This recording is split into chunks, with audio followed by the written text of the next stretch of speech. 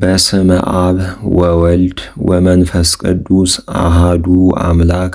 በኅዳር 30 በስንክሳር ታስበው የሚውሉ ቅዱሳትና የወንጌል ንባባት እስክንድዮስ ሊቀ ጳጳሳት ዘእስክንድርያ ወመርቆሬዎስ ወቅዳሴ ቤቶሙ ለቆዝሞስ ወድምያኖስ ወገብረ መስቀል ንጉሥ ዘነግ ምስባክ መዝሙር 50 ከቁጥር 1 እስከ 2 ተሳሃለኒ እግዚኦ በከመ እበየ ሳህልከ ወበከመ ብዝሃ ምሕረትከ ደምስስ ኃጢአተየ ሕጽበኒ ወአንጽሐኒ እምኃጢአተየ።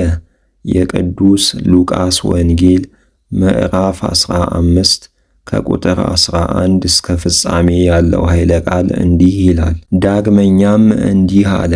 አንድ ሰው 2 ልጆች ነበሩት። ታናሹ ልጁም አባቱን አባቴ ሆይ ከገንዘብህ የሚደርሰኝን ከፍለህ ስጠኝ አለው። ገንዘቡንም ከፍሎ ሰጠው። ከጥቂት ቀን በኋላም ያ ትንሹ ልጅ ገንዘቡን ሁሉ ሰብስቦ ወደ ሩቅ ሀገር ሄደ። በዚያም በመዳራት እየኖረ ገንዘቡን ሁሉ በተነ፣ አጠፋም። ገንዘቡንም ሁሉ በጨረሰ ጊዜ በዚያ ሀገር ጽኑ ራብ መጣ። እርሱም ተቸገረ። ሄዶም በዚያ ሀገር ሰዎች ለአንዱ ተቀጠረ። እሪያዎችንም ይጠብቅ ዘንድ ወደ እርሻው ቦታ ሰደደው። እሪያዎች ከሚመገቡት ተረንቃሞም ይጠግብ ዘንድ ተመኘ፣ ግን የሚሰጠው አልነበረም። በልቡም እንዲህ ብሎ አሰበ፣ እህል የሚተርፋቸው የአባቴ ሠራተኞች ምን ያህል ናቸው? እኔ ግን በዚህ በረሃብ ልሞት ነው። ተነስቼ ወደ አባቴ ልሂድና እንዲህ ልበለው፣ አባቴ ሆይ በሰማይም በፊትህም በደልኩ። እንግዲህ ወዲህስ ልጅህ ልባል አይገባኝም። ከአገልጋዮችህ እንደ አንዱ አድርገኝ። ተነስቶም ወደ አባቱ ሄደ። አባቱም ከሩቅ አየውና ራራለት። ሮጦም አንገቱን አቅፎ ሳመው። ልጁም አባቴ ሆይ በሰማይም በፊትህም በደልኩ። ከእንግዲህ ወዲህ ልጅህ ልባል አይገባኝም። ነገር ግን ከአገልጋዮችህ እንደ አንዱ አድርገኝ አለው። አባቱም አገልጋዮቹን እንዲህ አላቸው፣ ያማሩ ልብሶችን ቶሎ አምጡና አልብሱት፣ ለጣቱም ቀለበት ለእግሩም ጫማ አድርጉለት። የሰባውን ፍሪዳም አምጡና እረዱ፣ እንብላ ደስም ይበለን።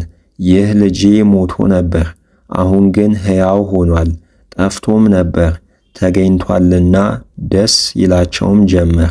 ታላቁ ልጁም በእርሻ ነበርና ተመልሶ ወደ ቤቱ አጠገብ በደረሰ ጊዜ የዘፈኑንና የመሰንቆን ድምፅ ሰማ።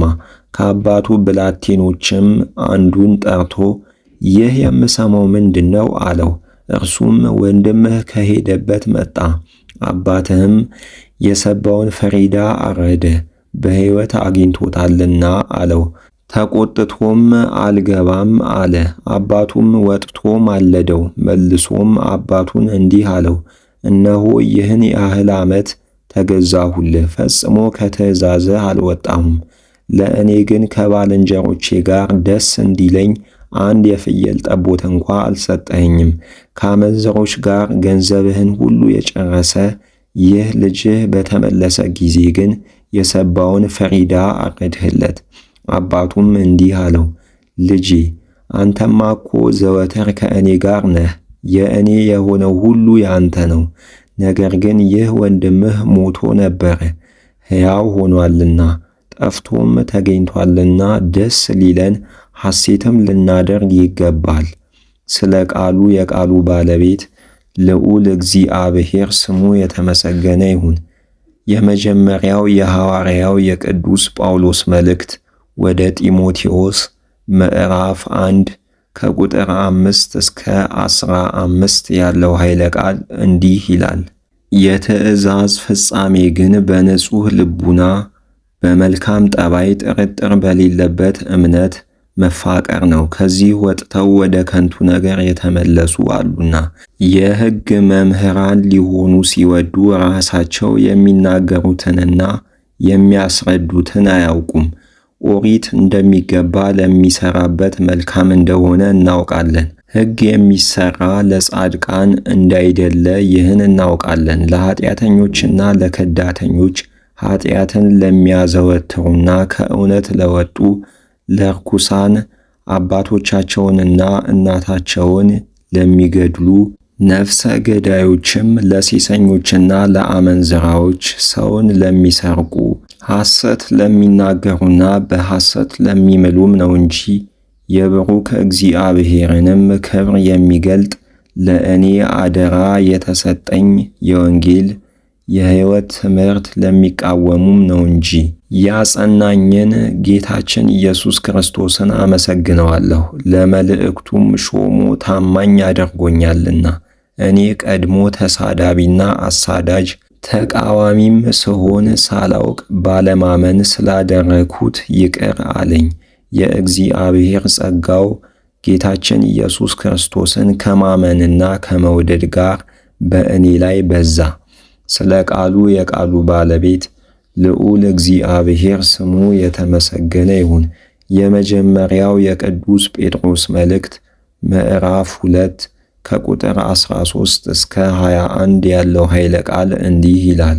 ለእግዚአብሔር ብላችሁ ለሰው ሁሉ ራሳችሁን ዝቅ አድርጉ፣ ለንጉሥም ቢሆን ከሁሉ በላይ ነውና፣ ለመኳንንትም ቢሆን ክፉ አድራጊዎችን ሊቀጡ በጎ አድራጊዎችንም ሊያመሰግኑ እርሱ ይልካቸዋልና። በመልካሙ ሥራችሁ እግዚአብሔርን የማያውቁትን የሰነፎች ሰዎችን አፍ ዝም ታሰኙ ዘንድ እንዲህ የእግዚአብሔር ፈቃድ ነውና። ነጻነት ወጥታችሁ እንደ እግዚአብሔር ባሪያዎች ሁሉ እንጂ ለክፋት መሸፈኛ እንዲሆን አታደርጉ። ሁሉን አክብሩ፣ ባልንጀራችሁንም ውደዱ፣ እግዚአብሔርን ፍሩት፣ ንጉሥንም አክብሩት። እናንተ ሎሌዎች እየፈራችሁ ለጌቶቻችሁ ተገዙ፣ ለክፉዎችም እንጂ ለደጎችና ለሚራሩት ብቻ አይደለም። በግፍ መከራን የሚቀበል ሰው እግዚአብሔርን እያሰበ ሐዘንን ቢታገስ ጸጋን ያገኛልና። በድላችሁ የመጣባችሁን ብትታገሱ ምስጋናችሁ ምንድን ነው? ነገር ግን መልካም እየሠራችሁ የደረሰባችሁን ግፍ ብትታገሱ በእግዚአብሔር ዘንድ የምታስመሰግን ይህቺ ናት። ስለ ቃሉ የቃሉ ባለቤት ልዑል እግዚአብሔር ስሙ የተመሰገነ ይሁን። የሐዋርያት ሥራ ምዕራፍ 23 ከቁጥር 10 እስከ 32 ያለው ኃይለ ቃል እንዲህ ይላል። እጅግም በታወኩ ጊዜ ጳውሎስን እንዳይነጥቁት የሻለቃው ፈራና መጥተው ከመካከላቸው አውጥተው ወደ ወታደሮች ሰፈር ይወስዱት ዘንድ ወታደሮቹን አዘዘ። በሁለተኛይቱም ሌሊት ጌታችን ለጳውሎስ ተገልጦ ጽና፣ በኢየሩሳሌም ምስክር እንደሆንኸኝ እንዲሁ በሮም ምስክር ትሆነኛለህ አለው። በነጋም ጊዜ አይሁድ ተሰብስበው ጳውሎስን እስኪገድሉት ድረስ እንዳይበሉና እንዳይጠጡ ተስማምተው ተማማሉ። ይህንም ለማድረግ የተማማሉት ሰዎች ከ40 ይበዙ ነበር። እነርሱም ወደ ሊቃነ ካህናትና ወደ መምህራን ሄደው እንዲህ አሏቸው፣ ጳውሎስን እስክንገድለው ድረስ እነሆ እንዳንበላና እንዳንጠጣ ፈጽመን ተማምለናል። አሁንም እናንተ ከሸንጎ ጋር ወደ ሻለቃው ሂዱና የምትመረምሩትና የምትጠይቁት አስመስላችሁ ጳውሎስን እንዲያመጣው ንገሩት። እኛ ግን ወደ እናንተ ከመድረሱ አስቀድሞ ልንገድለው ቆርጠናል። የጳውሎስም የእህቱ ልጅ ምክራቸውን በሰማ ጊዜ ሄዶ ወደ ወታደሮች ሰፈር ገባና ለጳውሎስ ነገረው። ጳውሎስም ከ100 አለቆች አንዱን ጠርቶ የሚነግረው ነገር አለና ይህን ልጅ ወደ ሻለቃው አድርስልኝ አለው። የ100 አለቃውም ልጁን ይዞ ወደ ሻለቃው ወሰደውና የሚነግረህ ስላለው እስረኛው ጳውሎስ ይህን ልጅ ወደ አንተ እንዳደርሰው ለመነኝ አለው። የሻለቃውም ልጁን በእጁ ይዞ ለብቻው ገለል አድርጎ የምትነግረኝ ነገሩ ምንድን ነው አለው። ልጁም እንዲህ አለው፣ አይሁድ አጥብቀህ የምትመረምረው መስለህ ጳውሎስን ነገ ወደ ሸንጎ ታወርድላቸው ዘንድ ሊማልዱህ እንዲህ መክረዋል። አንተ ግን እሺ አትበላቸው፣ ሊገድሉት ሸምቀዋልና እስኪገድሉትም ድረስ እንዳይበሉና እንዳይጠጡ እንዲህ የተማማሉ ሰዎች ከ40 ይበዛሉ። አሁንም እስክትልክላቸው ይጠብቃሉ እንጂ እነርሱ ቆርጠዋል። ከዚህም በኋላ የሻለቃው ይህን ነገር ለእኔ መንገርህን ለማንም እንዳትገልጽ ብሎ አሰናበተው። ከመቶ አለቆችም 2ቱን ጠርቶ ከወታደሮች 200 ሰውና 70 ፈረሰኞች 200 ቀስተኛም ምረጡ፣ ከሌሊቱም በ3 ሰዓት ወደ ቂሳርያ ይሂዱ አላቸው። አህያም አምጥተው ጳውሎስን በዚያ አስቀምጠው ወደ ቂሳርያ አገረ ገዢ ወደ ፊልክስ እንዲወስዱት አዘዛቸው። እንዲህ የምትል ደብዳቤም ጻፈለት። ከሉስዮስ ቀላውዲዮስ ለክቡር አገረ ገዢ ፊልክስ፣ ሰላም ላንተ ይሁን። ይህን ሰው አይሁድ ያዙት፣ ሊገድሉትም ፈለጉ። ከወታደሮችም ጋር ተከላከልሁለት። የሮም ሰው መሆኑንም አውቄ አዳንሁት። በምን ምክንያትም እንደሚከሱት በደሉን አውቅ ዘንድ ወደ ሸንጎ አቅርቤ መረመርሁት። ስለ ሕጋቸውም ብቻ እንደከሰሱት ተረዳሁ። ለሞትና ለመታሰር የሚያበቃ ሌላ በደል ግን የለበትም። አይሁድም በዚህ ሰው ላይ በመሸመቅ የሚያደርጉትን ባወቅሁ ጊዜ ወደ አንተ ላኩት። ከሳሾቹንም ወደ አንተ እንዲመጡና በፊትህ እንዲፋረዱት አዝዣቸዋለሁ። ደህና ሁን። ጭፍሮችም እንዳዘዛቸው አደረጉ።